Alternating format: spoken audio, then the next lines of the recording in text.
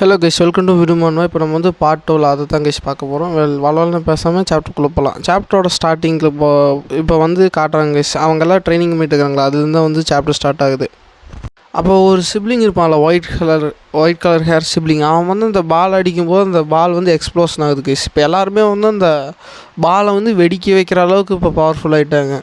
அந்த வெடித்த ஃபோர்ஸில் வந்து அந்த பாலோட பீசஸ் வந்து செதறி ஹீரோவை நோக்கி போகுது கைஸ். அதில் இருக்கிற பிளாக் ஹேர் இருந்துட்டு ஜின் அங்கே பாரு உன்னை நோக்கி ஒரு இந்த மாதிரி அட்டாக் பண்ணுற ஒயிட் பால் பீசஸ் வந்து செதறி வந்துட்டுருக்கு அப்படின்னு சொல்லும்போது ஹீரோ வந்து அதை வந்து கவனிக்கப்பட்டார் கைஸ். அப்புறம் கவனிக்கும் போது தான் வந்து ஹீரோ மேலே வந்து அதை கவனிச்சுடுவார். ஆனால் வந்து ஹீரோ மேலே அந்த அடிபட்டுருங்க கைஸ். அதுக்கப்புறம் ஹீரோ மேலே அடிபட்டோடனே அந்த 2 சிப்ளிங்ஸ் இருந்துட்டு உனக்கு வந்து அடிபட்டுருச்சா அப்படின்னு சொல்லும்போது, இல்லை எனக்கு அந்தளவுக்கு ஒன்றும் அடிப்படல அப்படின்னு சொல்லிட்டு இருக்கும்போது ஹீரோ திக்குமுன்னார் கைஸ். எனக்கு வந்து அந்த பீஸ் வந்து செதறி என் மேலே அட்டாக் பண்ண வர்றது வந்து எனக்கு வந்து ரொம்ப கிளியராக தெரிஞ்சுது. ஒரு ஏரோ வந்து என்னை நோக்கி வர மாதிரி இருந்தது. ஒருவேளை இது வந்து இதுக்கான காரணம் வந்து சிஸ்டர் லூனா வந்து எனக்கு ட்ரைனிங் கொடுத்தாங்கள, மைண்ட் ஐஸ் ஓப்பன் பண்ணி, அந்த டெக்னிக் வந்து யூஸ்ஃபுல்லாக இருக்குதுன்னு நினைக்கிறேன். அதனால தான் வந்து என்னால் வந்து 6th சென்ஸை யூஸ் பண்ணி என்னால் வந்து இந்த மாதிரி அட்டாக் வர்றது வந்து என்னால் வந்து சென்ஸ் பண்ண முடியுது அப்படின்னு சொல்லி ஹீரோ திங்க் பண்ணிட்டுருப்பார் கைஸ். அது திங்க் பண்ணிவிட்டு அப்படின்னா இது நான் மறுபடியும் ட்ரை பண்ணி பார்க்கணுன்னு சொல்லி ஹீரோ அந்த பால் அடிக்க போகிற சமயத்தில் வந்து அந்த ஏல்டர் இருப்பான்ல, அவன் வந்துட்டு உங்கள் எல்லாத்துக்குமே வந்து ஒரு மிஷின் வந்து கொடுக்கப்பட்டிருக்குது அப்படின்னு சொல்லிட்டு இருப்பாங்க எல்லாத்துக்கிட்டையும். அங்கே வந்து 2 பிரதர்ஸ் வந்துட்டு என்ன மிஷின் அப்படின்னு கேட்கும்போது, இந்த மாதிரி உங்கள் 2 பேருக்கு கொடுக்கப்பட்ட மிஷின் வந்து இந்த மாதிரி வந்து ஈவெண்ட்டை போய் நீங்கள் அட்டன் பண்ணணும் அப்படின்னு சொல்லும்போது அவனுக்கு 2 பேர் இருந்துட்டு, ஈவெண்ட்டை போய் அட்டன் பண்ணுறதா, வேறு ஏதாவது மிஷின் கொடுங்க, எனக்கு வந்து அவங்க இந்த மாதிரி ஈவெண்ட் அட்டன் பண்ண சொல்லி போனால் அவங்க வந்து கேவலமான ஒரு ட்ரெஸ் கொடுப்பாங்க, அதெல்லாம் போட்டு என்னால் போயிட்டுருக்க முடியாது அப்படின்னு சொல்லி அவனுக்கு 2 பேருமே வந்து சொல்லிட்டு இருப்பானுங்க கைஸ். அதுக்கு அந்த எல்டர் வந்துட்டு, உங்களுக்கு என்ன தைரியம் இருந்தால் நீங்கள் இந்த மாதிரி சொல்லிகிட்டு இருப்பீங்க, இந்த மாதிரி ஃபேமிலி வந்து உங்களுக்கு வந்து மிஷின் கொடுத்தது வந்து அந்தளவுக்கு ஒன்றும் ஹார்டான மிஷின் கிடையாது, இது வந்து ஒரு ஈவெண்ட்டு தான், ஆனால் அதுக்கு போகிறதுக்கும் கூட உங்களுக்கு வலிக்குதா அப்படின்னு சொல்லி அவங்க கேட்டுட்ருப்பாங்க. கேட்டு நீங்கள் வந்து ஒழுக்கமாக இந்த ஈவெண்ட்டுக்கு நீங்கள் போய் தான் ஆகணும் அப்படின்னு சொல்லி அந்த 2 சிப்ளிங்ஸ் கிட்ட சொல்லும்போது அவங்கள்ட்ட இருந்துட்டு சரி எல்டர் அப்படின்னு சொல்லிட்டு அவங்க சொல்லிட்டு இருப்பாங்க.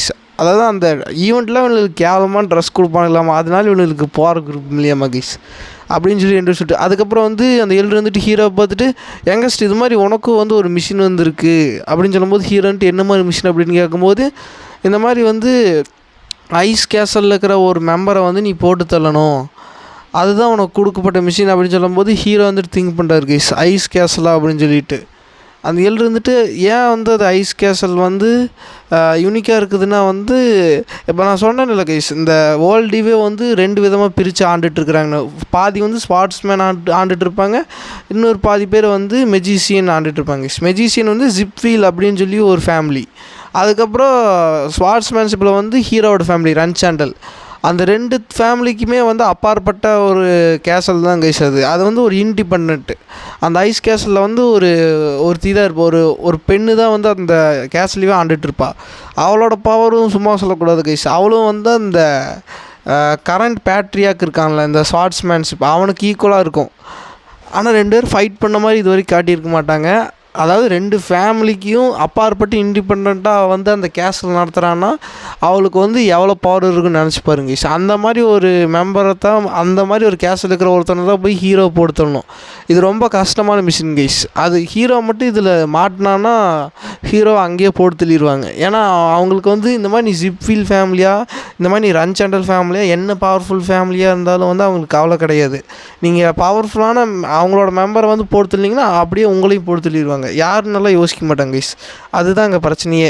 அவன் வந்துட்டு இருந்துட்டு உனக்கு இது வந்து ஓகேவா ஜின் அப்படின்னு கேட்கும்போது ஜின்னுட்டு எனக்கு இது ஓகே தான், எனக்கு ஒன்றும் இது பிரச்சனை இல்லை அப்படின்னு சொல்லும்போது அந்த இருந்துட்டு திங்க் பண்ணுறான், இவன் எந்த தைரியத்தில் வந்து இவன் ஓகே சொல்கிறான், இவனுக்கு அந்தளவுக்கு வந்து கான்ஃபிடென்ட் இருக்கா அப்படின்னு சொல்லும்போது அந்த 2 பிரதர்ஸ் வந்துட்டு நீ போ ஜின், போய் வந்து இந்த மாதிரி நம்மளோட ரன்சாண்டல் ஃபேமிலியோட பவர்னு என்னென்னு காட்டு அப்படின்னு சொல்லும்போது ஹீரோ வந்துட்டு எனக்கு தெரியும் நீங்கள் ஒன்றும் என் மேலே அக்கறைப்பட வேணாம் அப்படின்னு சொல்லும்போது அவனுக்கு நாங்கள் எங்கே உன் மேலே அக்கறைப்படுறோம், நீ வந்து எங்கள் கையால் தான் சாகணும், நீ தேவையில்லாமல் அடுத்தவங்க 3வது மனுஷன் கையால் நீ வந்து சாகக்கூடாது ஜின் அப்படின்னு சொல்லிட்டு இருப்பாங்க.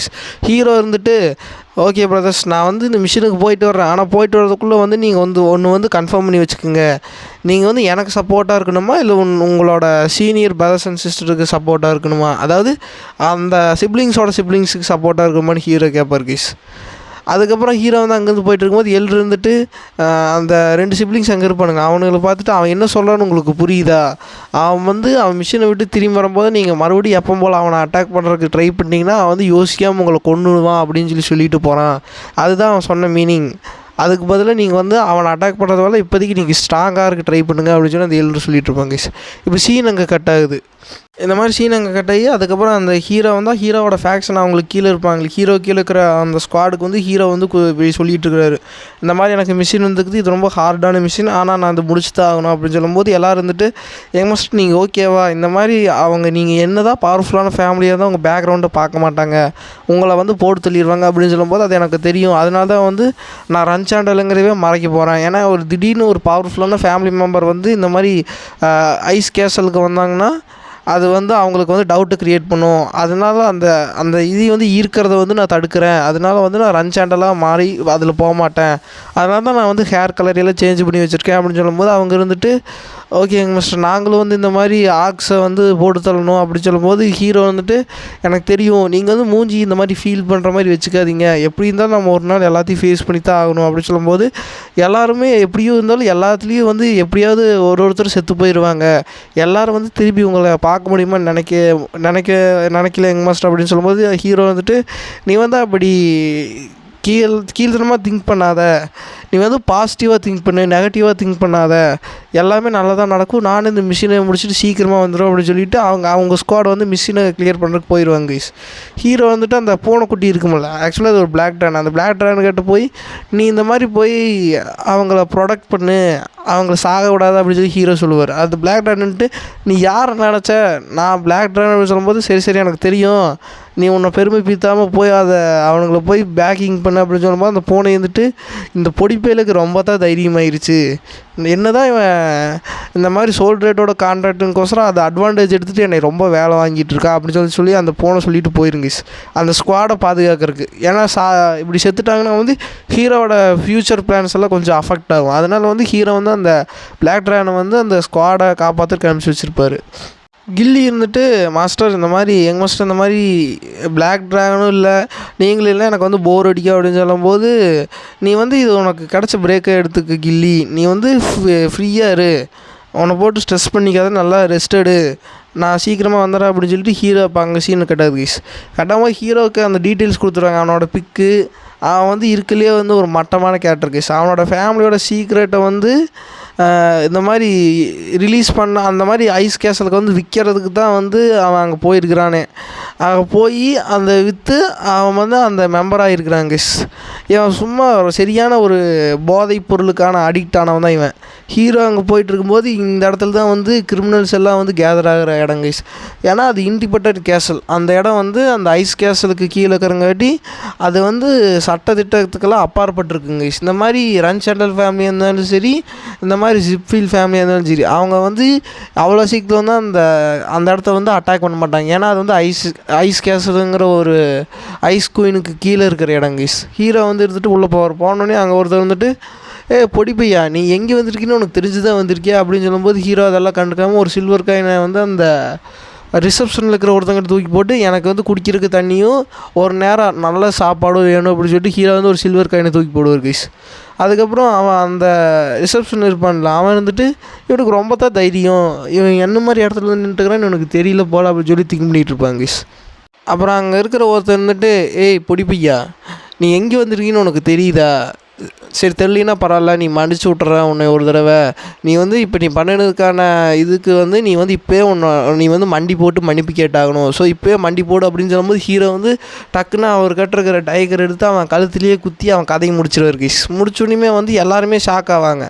ஷாக் ஆகிட்டு அதுக்கப்புறம் சிரிச்சுக்கிட்டே வந்து எல்லாருமே அங்கே இருக்கிற எல்லாமே வந்து சைக்கோபேத்ஸ் கைஸ், பூரா சைக்கோத்தரமான ஆளுக்கு தான் அங்கே இருக்கிறவங்க பூராமே. இவனை வந்து செத்துட்டானா, இவன் சாவான்னு எதிர்பார்த்ததா அப்படின்னு சொல்லும்போது ஹீரோ வந்துட்டு திங்க் பண்ணுறாரு, இந்த மாதிரி சைக்கோபேத் இருக்கிற இடத்துக்கு வந்தோம்னா ஃபஸ்ட்டு 2 விஷயம். முதல்ல வந்து நம்மளோட ஆட்டிடியூட் வந்து சேஞ்ச் பண்ணக்கூடாது, ரெண்டாவது வந்து நமக்கும் வந்து ஸ்கில்ஸ் இருக்கணும் காட்டணும், அதுக்கப்புறம் தான் வந்து இங்கே இருக்கிறவங்கலாம் வந்து நம்மளை சும்மா டிஸ்டர்ப் பண்ண மாட்டாங்க அப்படின்னு சொல்லி ஹீரோ திங்க் பண்ணிட்டு இருப்பார் கைஸ். அப்படி திங்க் பண்ணிகிட்டே வந்து இன்னுமா நான் கொடுத்ததுக்கு சாப்பாடு ரெடி பண்ணிகிட்டு இருக்கேன் அப்படின்னு சொல்லும்போது அவன் வந்து ஒரு வாட்டரும் அப்புறம் சாப்பிட்றதுக்கு சாப்பாடும் கொடுத்தோன்னையும் வந்துட்டு அவன் வந்து கேட்டுட்ருப்பான், நீங்கள் வந்து எதுக்கு வந்திருக்க அப்படின்னு சொல்லி. அதுக்கப்புறம் அவன் வந்துட்டு அந்த ரிசப்ஷன் வந்துட்டு இந்த மாதிரி புது வகையான போதைப்பொருள் வந்திருக்கு, இந்த மாதிரி ஸ்லேவ்ஸ் ட்ரேடுக்கு வந்திருக்கியா அப்படின்னு சொல்லும்போது ஹீரோன்ட்டு அதெல்லாம் இல்லை அப்படின்னு சொல்லி ஹீரோ திங்க் பண்ணிவிட்டு ஹீரோ வந்து பாஸ்ட் லைஃப்பில் வந்து ஹீரோவோட மாஸ்டரை வந்து இங்கே தான் ஸ்பெண்ட் பண்ணியிருப்பான்.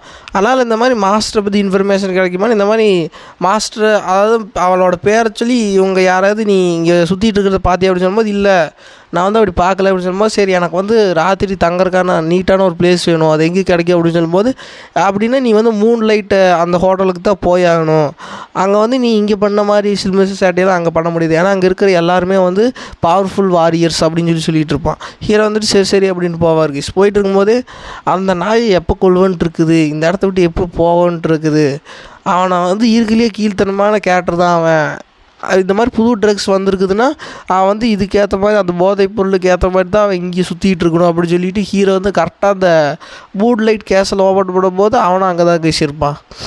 அவன் இருந்துட்டு அங்கே இருக்கிற சோல்ஜர்ஸ் கிட்ட வந்து எனக்கு வந்து அது கண்டிப்பாக வேணும், நீ எப்படி நேற்று வந்து எனக்கு ரெடி பண்ணி அந்த போதைப் பொருள் கொடுத்தியோ அதே மாதிரி நீ வந்து இப்போது எனக்கு ரெடி பண்ணி கொடுக்கணும் அப்படின்னு சொல்லும் போது இல்லை என்னால் முடியாது அப்படின்னு சொல்லி அந்த சோல்ஜர் சொல்லிட்டு இருப்பாங்க கைஸ்.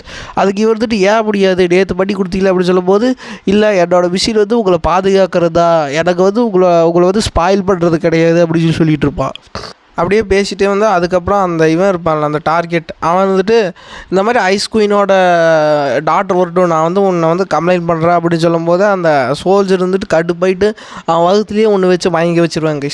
மயங்க வச்சதுக்கப்புறம் இந்த நாய்க்கு வந்து ரொம்ப தான் திமிராகி போயிடுச்சு, இவனை வந்து பாதுகாக்கிறதே பெரிய வேலை, ஆனால் இவன் வந்து நம்மளவே போதைப் பொருள் வாங்கிட்டு வர சொல்கிறான், இவன் நம்மளை என்ன நினச்சிட்டு இருக்கிறான், நமக்குன்னு இருக்கிற ப்ரைடை வந்து இவன் வந்து ட்ரானிஸ் பண்ண பார்க்குறான் அப்படின்னு சொல்லி அவன் சொல்லிகிட்டு இருப்பாங்க.